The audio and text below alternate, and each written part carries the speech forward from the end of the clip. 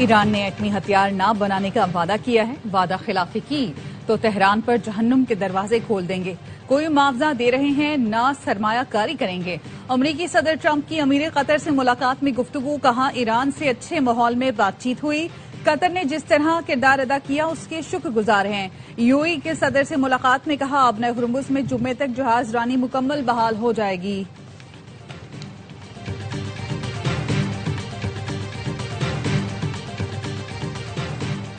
لبنان میں اسرائیلی قبضہ جاری رہا تو معاہدہ خطرے میں پڑ سکتا ہے. ایرانی وزیر خارجہ عباس عراقچی کا 2 ٹوک اعلان. کہا امریکہ سے معاہدہ ہوتے ہی پیر کو جنگ کے خاتمے کا اعلان ہو گیا. اب لبنان پر حملہ معاہدے کی خلاف ورزی تصور کیا جائے گا. جمعے سے معاہدے پر باضابطہ عمل درآمد شروع ہو جائے گا.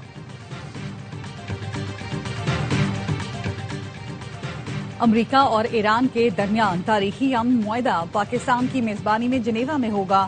وزیر اعظم شہباز شریف جمعرات کو روانہ ہوں گے. نائب وزیر اعظم اور دیگر وفاقی وزیر بھی ساتھ ہوں گے. وزیر دفاع خواجہ آصف کہتے ہیں ایران امریکہ معاہدے سے پاکستان کے وقار میں مزید اضافہ ہوا.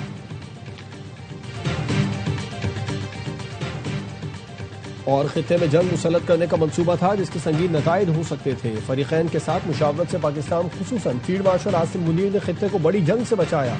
یہ ایسی جنگ تھی جس میں فیلڈ مارشل نے خلوص نیت غیر معمولی حکمت عملی سے کام لیا.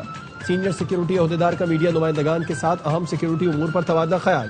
کہا حساس سفارتی عمل میں انتہائی رازداری، ذمہ داری اور احتیاط کی ضرورت ہے.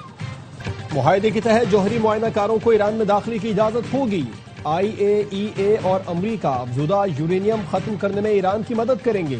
امریکی نائب صدر JD وینس کا NBC کو انٹرویو. کہا مفاہمتی یادداشت میں لکھا ہے حتمی معاہدے کے لیے ہم 60 روز تک مذاکرات کریں گے. اس دوران بغیر کسی ٹول کے ابن ہرمز سے گزرنے کی اجازت ہوگی. معاہدے پر دستخط کی باضابطہ تقریب جمعے کو ہوگی. اس سے پہلے صدر ٹرمپ ابتدائی معاہدے کی دستاویز جاری کر سکتے ہیں. JD وینس معاہدے کی تقریب میں شرکت کریں گے.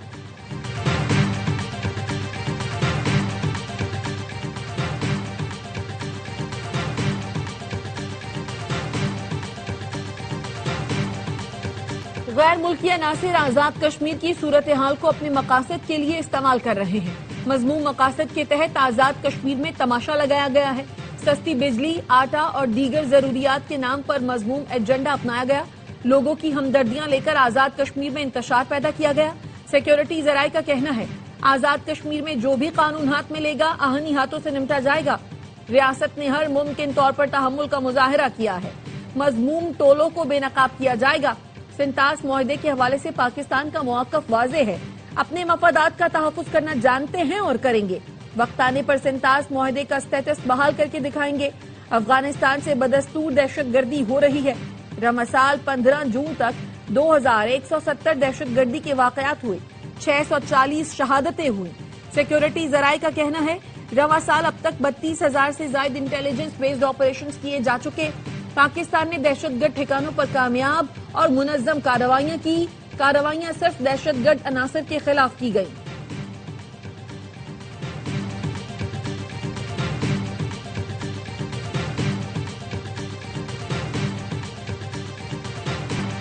امن معاہدے کا credit field marshal Asim Munir کو جاتا ہے. وزیر داخلہ محسن نقوی کا پیغام امن کمیٹی کے اجلاس سے خطاب. کہا مسجد و ممبر سے اتفاق و یگانگت کا پیغام جانا چاہیے. محرم الحرام میں امن و امان برقرار رکھنا سب کی مشترکہ ذمہ داری ہے. دہشت گردی کے خاتمے کے لیے ہم سب کو متحد ہونا ہوگا.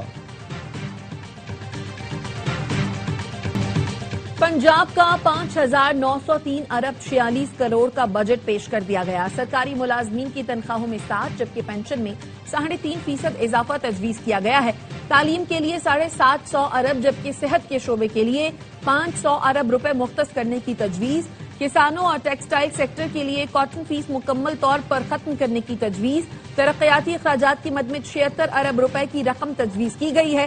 وزیر خزانہ مجتبی شجاع الرحمان نے بجٹ تقریر میں بتایا مختلف محکموں میں رائٹ سائزنگ کے تحت 1 لاکھ سے زائد خالی اور غیر ضروری آسامیاں ختم کی گئیں جس سے خزانے پر بوجھ کم ہوا. 2 لاکھ نئی ملازمتیں دی گئی.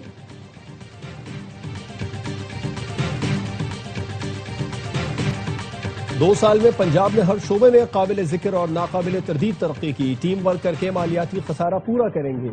کسی پروجیکٹ پر سمجھوتا نہیں ہوگا. وزیر اعلیٰ پنجاب مریم نواز کی کابینہ اجلاس میں گفتگو. کہا وفاق نے پنجاب کا شیئر کم کیا پھر بھی ہم مایوس نہیں. مریم نواز کی عوامی فلاح کے پروجیکٹس کے لیے وسائل بڑھانے کی ہدایت۔ سینئر وزیر مریم اورنگزیب نے سالانہ ترقیاتی پروگرام پر بریفنگ دی۔ بتایا پہلی بار بورڈ آف ریونیو کے اہداف میں 25% اضافہ ہوا۔ مجموعی طور پر پنجاب کے اپنے ریونیو اہداف 42.7% بڑھا دیے گئے۔ پنجاب کی تمام تحصیلوں میں 2000 الیکٹرو بسیں فراہم کی جائیں گی۔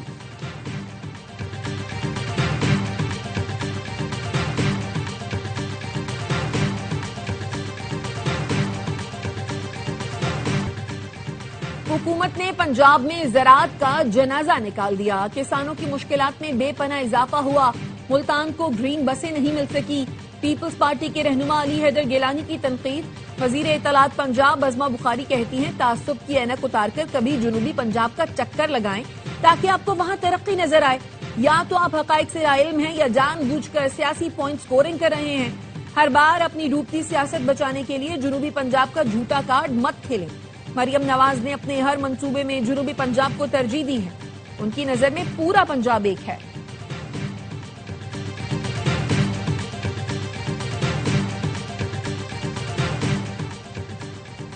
نائب وزیر اعظم اسحاق ڈار کی chairman Peoples Party Bilawal Bhutto سے ان کے چیمبر میں ملاقات۔ بجٹ کے امور پر تبادلہ خیال کیا گیا۔ وزیر مملکت بلال اظہر کیانی، راجہ پرویز اشرف، نوید قمر، اعجاز جاکھرانی، شہری رحمان بھی ملاقات میں شریک تھے۔ پاکستان نے 2.5% پرائمری سرپلس حاصل کر کے توقعات سے بہتر کارکردگی دکھائی۔ فچ ریٹنگز نے پاکستان کے بجٹ کو IMF پروگرام کے تحت مالیاتی نظم و ضبط کا مظہر قرار دیا۔ ٹیکس وصولیوں کے اہداف حاصل کرنے میں اب بھی چیلنجز درپیش ہیں۔ ٹیکس ریونیو ہدف GDP کے 10.6% کے ساتھ ملکی تاریخ کی بلند ترین سطح پر ہوگا۔ صوبائی سرپلس پر انحصار بجٹ اہداف کے لیے ایک بڑا خطرہ ہے۔ پینڈا بانڈ کے اجرا نے بھی پاکستان کی بیرونی مالیاتی منڈیوں تک رسائی میں بہتری ظاہر کی ہے۔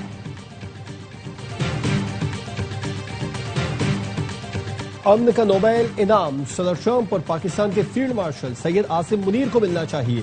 سینیٹر فیصل واڈا کا مطالبہ۔ کہا کوششیں تھیں وزیر خزانہ کے گلے میں گھنٹی باندھی جائے۔ ملک میں گاڑیوں کے لیے 4 کمپنیز کی اجارہ داری ہے۔ گاڑیوں کی مقامی تیاری میں 100 ارب روپے کی کرپشن ہو رہی ہے۔ اگلا کرپشن سکینڈل لے کر آ رہا ہوں۔ لوگ وزیر اعظم بننا چاہتے ہیں، اس میں کوئی شک نہیں۔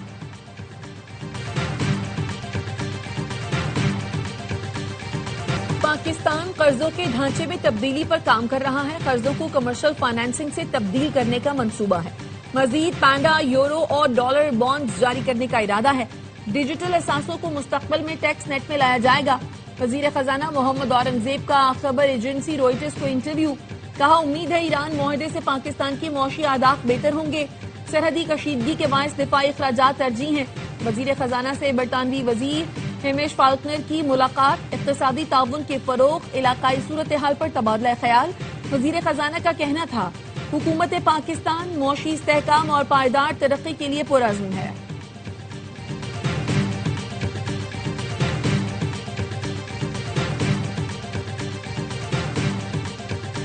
خطے میں امن کے لیے پیش رفت خوش آئند ہے۔ پاکستان کو داخلی سیاسی کشیدگی کم کرنے پر بھی توجہ دینی چاہیے۔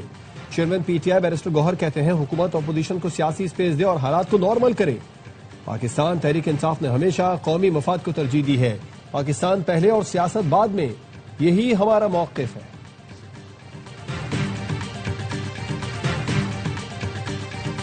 وزیر داخلہ محسن نقوی کا جماعت اسلامی کے مرکز منصورہ کا دورہ۔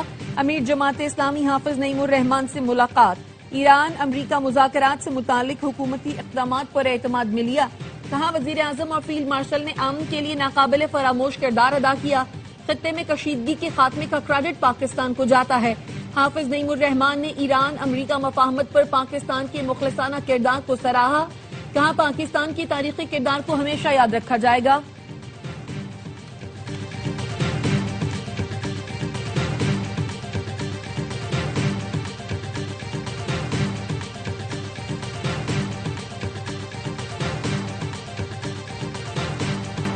پاکستان سٹاک مارکیٹ میں آج بھی مثبت رجحان دیکھا گیا۔ بینچ مارک 100 انڈیکس کی 1,80,000 کی سطح بحال۔ 100 انڈیکس 3,353 پوائنٹس اضافے کے ساتھ 1,80,392 پوائنٹس پر بند ہوا۔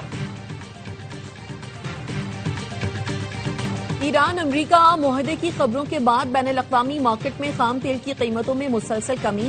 لندن برینٹ خام تیل $81.18 کا ہو گیا. ویسٹ ٹیکسس خام تیل 2.6% کمی سے فی بیرل $78.64 پر آ گیا. گزشتہ روز خام تیل کی قیمتوں میں تقریباً 5% کمی ہوئی تھی.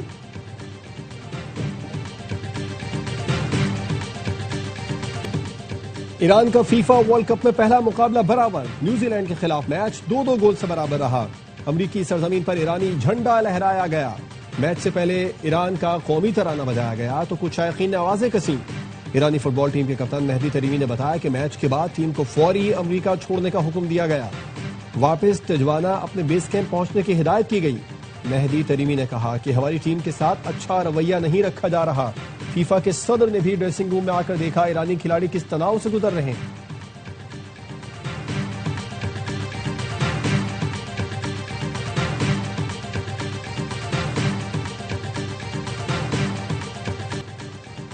وزیر اعظم کی زیر صدارت گلگت بلتستان شمسی توانائی منصوبے پر اجلاس. شہباز شریف نے کہا حکومت گلگت بلتستان کے 100 میگا واٹ سولر منصوبے کے اخراجات اٹھائے گی. منصوبے پر کام کی رفتار تیز اور اسے جلد از جلد مکمل کیا جائے. وزیر اعظم کے منصوبے کے تمام مراحل میں شفافیت کے لیے تھرڈ پارٹی ویلیڈیشن کی ہدایت. اجلاس میں احسن اقبال، احد چیمہ، اویس تخاری اور امیر مقام سمیت متعلقہ افسران شریک تھے.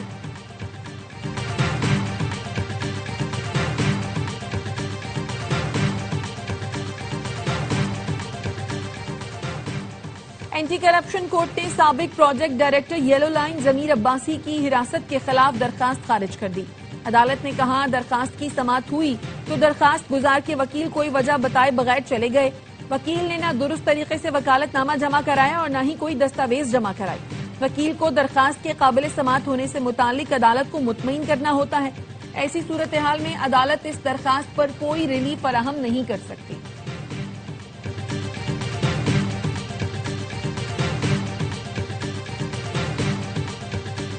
وفاقی تحقیقاتی اداروں کی مدد سے کوکین ڈیلر انمول اور پنکی کے کیس میں پیش رفت. پنکی کے موبائل فون ڈیٹا کی فورنزک رپورٹ تفتیشی افسر کو موصول. تفتیشی ذرائع کے مطابق انمول کے موبائل فون سے 100 GB سے زائد ڈیٹا ریکور کر لیا گیا.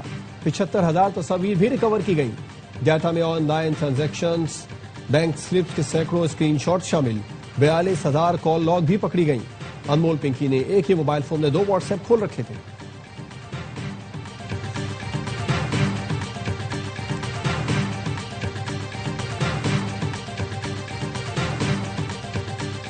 اٹک کے سرحدی علاقے کے قریب CTD اور دہشت گردوں میں مقابلہ، 5 دہشت گرد ہلاک.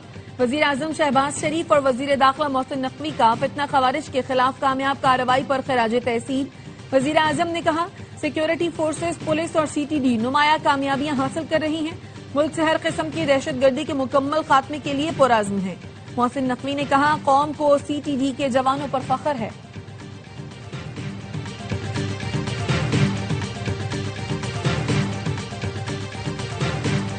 اسلامی سال کے آغاز پر غلاف کعبہ کسوہ کی تبدیلی کی روح پرور تقریب. غلاف کعبہ کو 11 ماہ کی مسلسل محنت سے تیار کیا گیا، جس کی تیاری میں 1000 کلو گرام ریشم، 120 کلو گرام سونے اور 100 کلو گرام چاندی کے دھاگے استعمال کیے گئے. خانہ کعبہ کا غلاف ہر سال 1 محرم الحرام کو تبدیل کیا جاتا ہے. غلاف کعبہ تبدیلی کی تقریب نماز عشاء کے بعد شروع ہوتی ہے، جو 5 گھنٹے جاری رہتی ہے. بھارتی کرکٹرز ہاریں تو آپے سے باہر ہو جاتے ہیں. ڈمبولا میں سپر اوور ہارنے پر سوریہ ونشی سری لنکن کھلاڑی سے لڑ پڑے. میزبان پلیئرز نے بیچ بچاؤ کرایا. سوریہ ونشی نے پویلین جاتے ہوئے بھی بدتمیزی کی. اسی میچ میں بھارتی A ٹیم کے کپتان تلک ورما امپائر سے الجھ گئے.